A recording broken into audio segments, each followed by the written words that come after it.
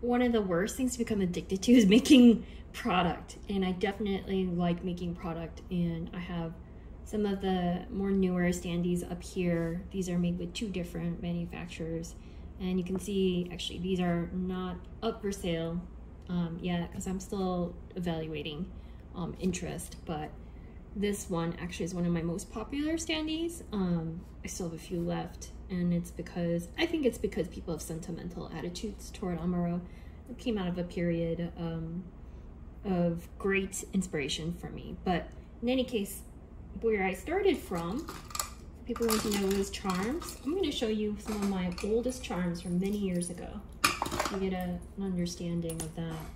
And this is back in the day when we didn't have really clear acrylic. This was it's tangled, a new process. This is literally one print.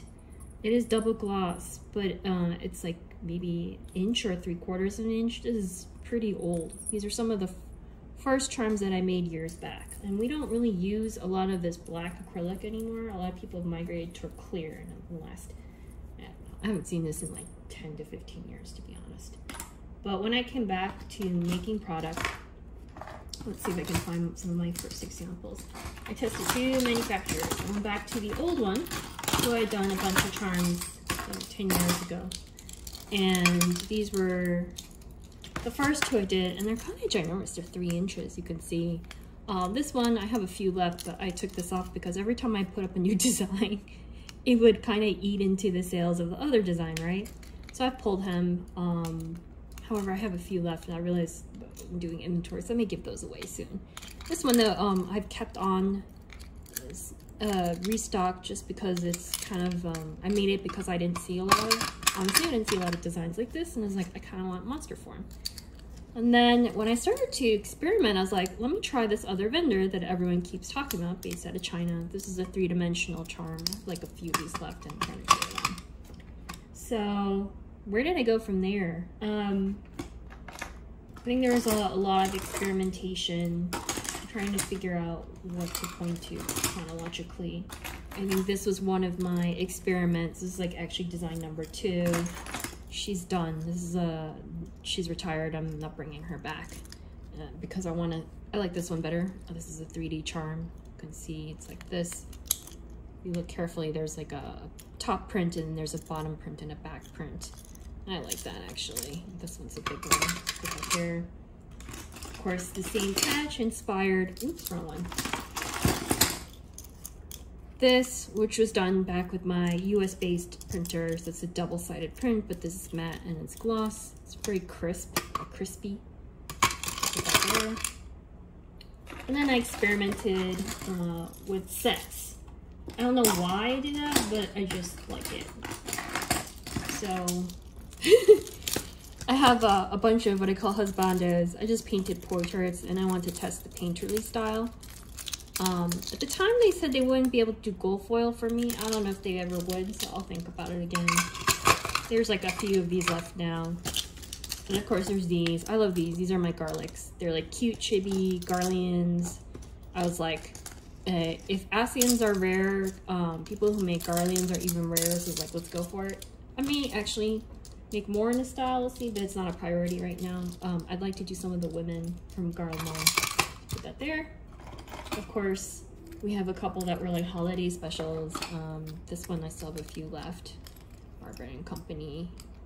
And I have like random ones that I tried. Like this is actually a hollow finish. I really love it. It's sparkly. You can see like that. And this one's gold ring. Then I have, these are the newer ones. So these are also done out of the United States versus other ones that are done from China. This one I made because I really enjoyed the Nier Automata. And then, of course, I did this because someone asked for it. And then, of course, I have this. Just that in it because I was bored and I thought it would be interesting. So it's a lot of charms when you look at it like this. And this is kind of why I don't want to necessarily, like, ooh, I don't know if you can see it.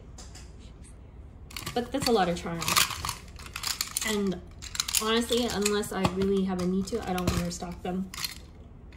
Because restocks keep you from making new ones, and most people, to be quite honest, who do make merch are largely interested in convention stock, so they don't want to keep repeating themselves.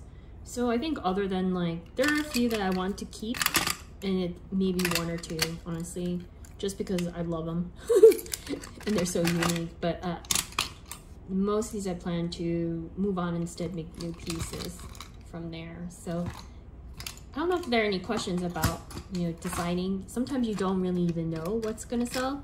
So you try and look for vendors who will help you do low numbers and not cost too much to ship it, so that you don't have to get stuck with inventory. Because anything not sold is money invested, right?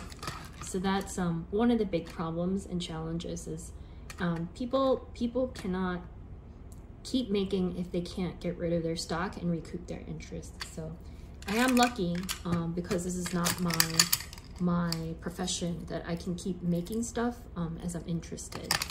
Now, as most of you know, I'm not doing charms as much as because I'm not as interested in them. I'm trying to do pins when I can, but that's a challenge in itself, because pins, whereas I maybe have to make only 10 of these with one vendor, I can make one of these with the other vendor, but the shipping I have to pay quite more. So it's like almost the same cost after shipping. So 10 versus 1. But then pins, you have to get into 25 or 50, and really it's 50 to make the price point make better. If you go higher than that, you know, that's great. If you can do 100, you know, more power to you. I don't know of many people who do that unless they're like kind of specialized in certain kinds of, you know, more generally appealing, or just have a higher audience. In any case, anyways, that's my spiel.